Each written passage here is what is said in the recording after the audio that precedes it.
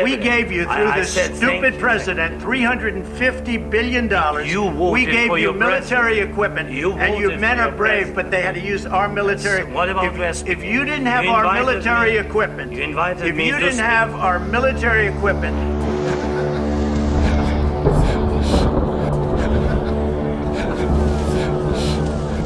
during a lot of years, I'm not speaking about just Biden, but those time was Obama, then President Obama, then President Trump, then President Biden, now the President Trump, and God bless, now President Trump will stop him. But during 2014, nobody stopped him. He just occupied and took. He killed people. You know what the contact 2015.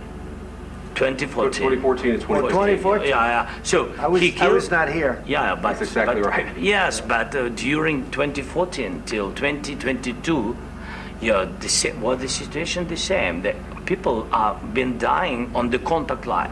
Nobody stopped him. You know that we had conversations with him, a lot of conversations, my bilateral conversation, and we signed with him, me, like a new president. In 2019, I signed with him the deal. I signed with him, Macron and Merkel, we signed ceasefire. Ceasefire. All of them told me that he will never go. We signed him with gas contract. Yes, but after that, he broken this ceasefire. He killed our people and he didn't exchange prisoners. We signed the exchange of prisoners, but he didn't do it. What kind of diplomacy, JD, you are speaking about? What do you mean?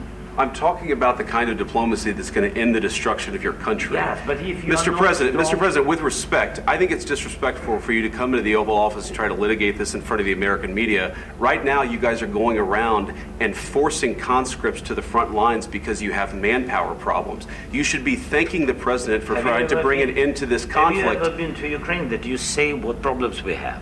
I have been to. Count one. I've actually watched and seen the stories, and I know what happens is you bring them on a propaganda tour, Mr. President.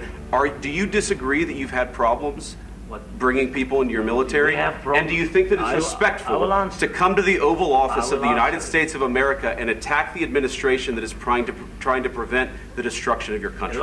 A lot of questions. Let's start from the beginning. Sure. First of all, during the war, everybody has problems, even you, but you have nice ocean and don't feel now, but you will feel it in the future.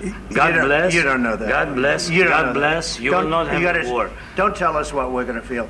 We're trying to solve a problem. Don't tell us what we're going to feel. I'm not telling you. Because you're in no position to dictate that. That's Remember exactly this. You're in no position to dictate what we're going to feel.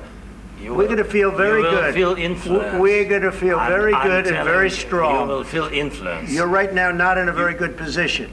You've allowed yourself to be in a very bad position, and he happens to be right about it. From the very beginning of the war. You're not in a good position. You don't have the cards right now. With us, you start having cards. Right now, you don't. You're playing cards. You're playing cards. You're gambling with the lives of millions of people. You're gambling with World War III. You're gambling with World War III. And what you're doing is very disrespectful to the country, this country. That's back to you. Far more than a lot of people said they should have. Have you said thank you once? This entire meeting? No, in this entire meeting, have you said thank you?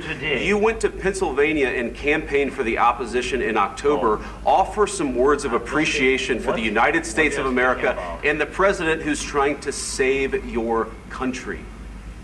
Please, you think that if you will speak very loudly about the war, He's not speaking loudly. He's not speaking loudly. Your country is in big trouble. Can I Wait a minute. No. You've done a lot of talking. Your country is in big trouble. I know. You're not winning. You're not winning this. You have a damn good chance of coming out okay because of us. Mr. President, we are staying in our country, staying strong from the very beginning of the war. We've been alone, and we are thankful. I said thanks you haven't in been this alone. cabinet. You haven't been alone. In this cabinet. We gave you, through this stupid president, $350 billion.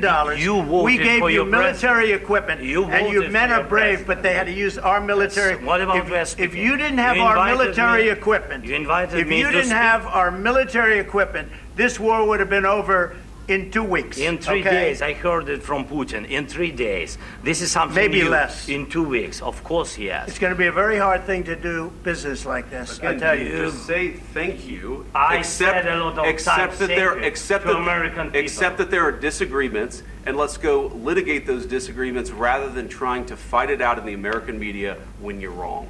We know that you're wrong. But you see, I think it's good for the American people to see what's going on. I understand, sir. I think it's very important. That's why I kept this going so long. You have to be thankful. You don't have the cards. Thankful. You're buried there. Your people are dying. You're running low on soldiers. Listen, you're running low on soldiers. It would be a damn good thing. And then you tell us, I don't want a ceasefire. I don't want a ceasefire. I want to go and I want this. Look. If you could get a ceasefire right now, I tell you, you take it so the bullets stop flying and your men stop getting killed. Of course, we want to stop the war. But you're saying you don't want a ceasefire. But I said to you, I want a ceasefire. With guarantees. Because you'll get a ceasefire faster than an agreement. Ask our people about ceasefire, what they think. That wasn't with me. That wasn't with me. That was with a guy named Biden, who was not a smart person. That was with Obama. It was your president. Excuse me. That was with Obama, who gave you sheets, and I gave you javelins. Yes. I gave you the javelins to take out all those tanks. Obama gave you sheets. In fact, the statement is Obama gave sheets and Trump gave javelins. You got to be more thankful, because let me tell you, you don't have the cards. With us, you have the cards. But without us, you don't have any cards.